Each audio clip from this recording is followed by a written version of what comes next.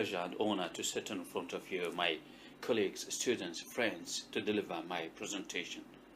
The topic of my presentation is a translation between accuracy and acceptability. I'm going to start my presentation with two questions. The first one is, what is accuracy? And the second one, what is acceptability?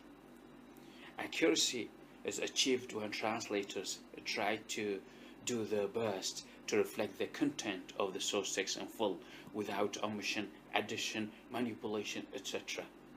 In other words, to achieve accuracy, translators need to pay attention to the source text and its author. And the translation going to be what? Going to be text author oriented. The relationship between the source text and the target text will be strong. But when we talk about acceptability, we talk about issues such as readability, naturalness, cohesion, coherence, etc. Acceptability is achieved when translators pay extra attention to the linguistic and stylistic norms of the target language, when translators exercise more freedom in dealing with the segments of the text at hand, when translators consciously and subconsciously try to get rid of any features that might strike the target language readers as unusual. In the 18th century, Tytler, in his volume Principles of Translation 1791, drew attention to three principles that should be taken into account by translators. The first one, the contents or ideas of the source text should be transferred completely into the target language. Here we talk about accuracy. The second principle, the style and manner of the source text should be retained in the target language. Again, we talk about accuracy. But the third one, the translation should have all the ease of the original composition. Here we shift the focus of attention towards acceptability. In the 19th century, Schleiermacher, in his essay entitled On the Different Methods of Translating, holds that the translator either leaves the writer alone as much as possible and moves the reader towards the writer, or no, the translator leaves the reader alone as much as possible and moves the writer towards the reader. When you, as a translator, bring the reader to the writer, means you pay attention to the accuracy. But when you bring the writer to the reader, means you take care of acceptability. Now let's move to equivalence-based theories. We have a number of theories proposed by a number of scholars. Snyder 1964, Catford 1965, House 1977, Newmark 1981, Gott 1991, and Venuti 1995. I classify them into two main types, reader-oriented or text author-oriented. For example, Snyder's classified translation into two main types, formal equivalence and dynamic equivalence. A year later, Catford also classified translation into two types, formal correspondent and textual equivalent. House, overt translation, covert translation, Newmark, semantic translation, communicative translation, and Gott 1991, direct translation, and in 1995, Venuti classified translation into two main types, formalization or domestication. When you pay attention to the reader, and then you're going to have what? Acceptable translation. But when you pay attention to the source text or the original author, your translation will be what? Accurate. We have already discussed that. Now let's move to norm theory, or sometimes you call it normative approach. Turey and Hermans were the first to seriously bring the concept of norm to the fore in translation studies. Norms, therefore, are social regulation mechanisms which make certain choices by the translator more likely than others. Norms will normally tell you what is correct and what is not, what is adequate and what is not, what is appropriate and what is not. Turey, 1995, classified norms into three main types.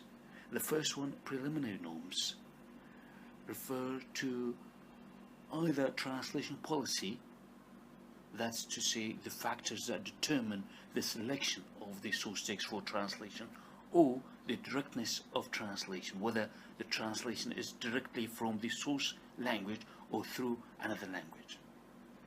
And the second type of norms, according to Turi, initial norms.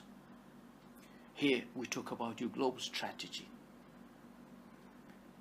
Your global strategy, either reader-oriented or text-author-oriented. When you pay attention to the reader, and then you're going to achieve acceptability. But when you pay attention to the source text or the original author, your translation will be adequate or accurate.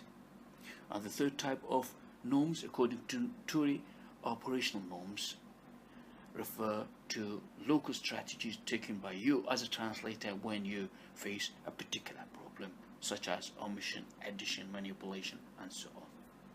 In 1997, another scholar called Chesterman classified norms in a completely different way.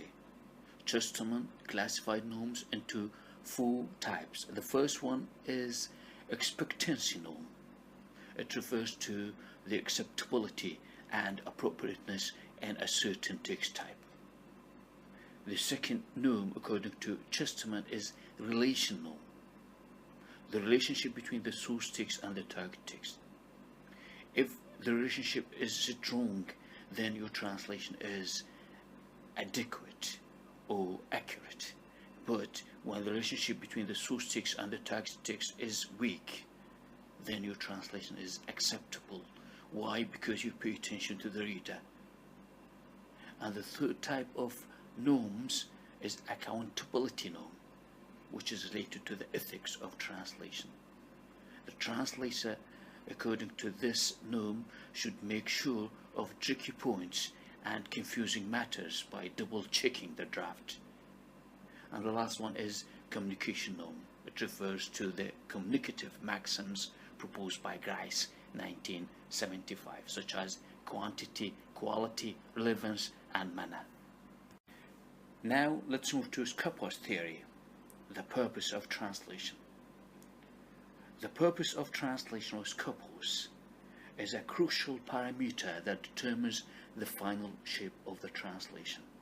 Yes, we agree with them to a certain degree, but there are a number of factors that need to be taken into account by the translator in addition to the purpose of translation. According to the Skopos theory, there are 3 types of purpose. The first one, the general purpose, that is to say the translator's motivation, such as gaining reputation, earning a living, and so on. Why do you translate? We can borrow terms from the sociological approach proposed by Pierre Bourdieu when he talks of capital, and he classified capital into 3 main types: cultural capital, social capital, and economical capital. Why do you translate? Sometimes you translate because you are looking for money. Sometimes you translate because you know the author and you have a good relationship with the author. Sometimes no, you translate because you would like to add something to your own CV. And the second type is the communicative purpose. What is the purpose of the target text? What is the function of the target text in the target language? Is it for persuading, instructing, or just for information? And the third type is the purpose of the translation strategy itself. Why is a certain strategy adopted while others are excluded? The general rules of Skopos theory can be summarized as follows.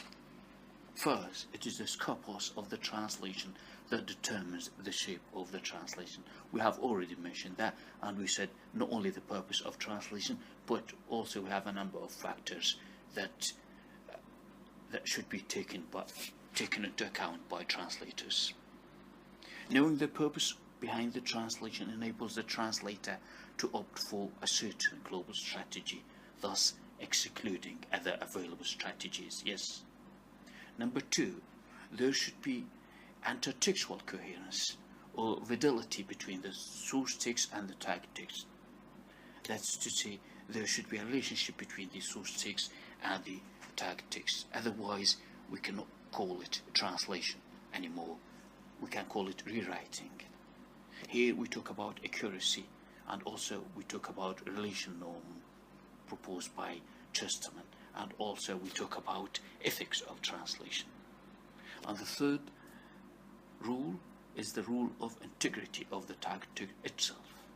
That's to say, the target text must be intertextually coherent. Here we talk about acceptability.